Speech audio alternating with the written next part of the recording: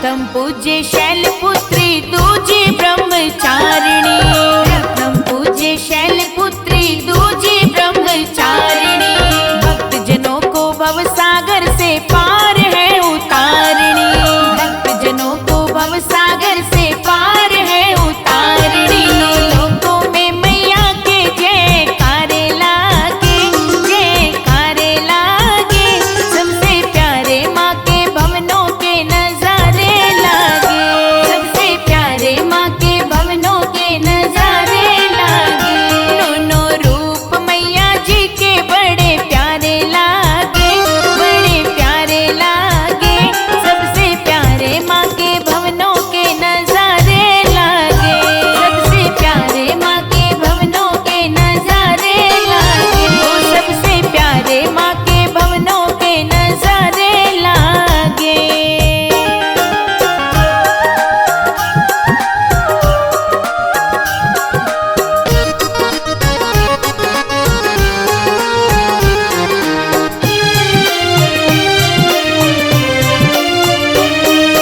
चंद्र घंटा मैया का है तीजा रूप निराला।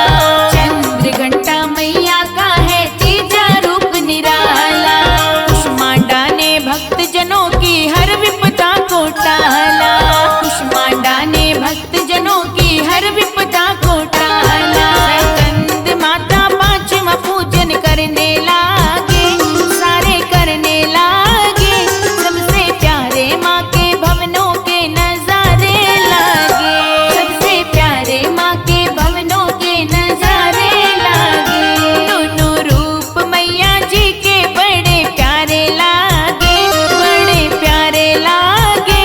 सबसे प्यारे माँ के भवनों के नजारे लागे। सबसे प्यारे माँ के भवनों के नजारे लागे। सबसे प्यारे माँ के भवनों के नजारे लागे।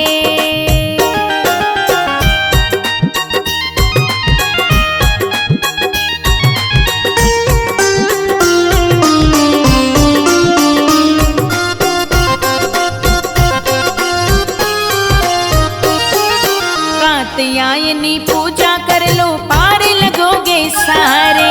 कात्यायनी पूजा कर लो पार लगोगे सारे। काल रात्रि दुष्ट जनों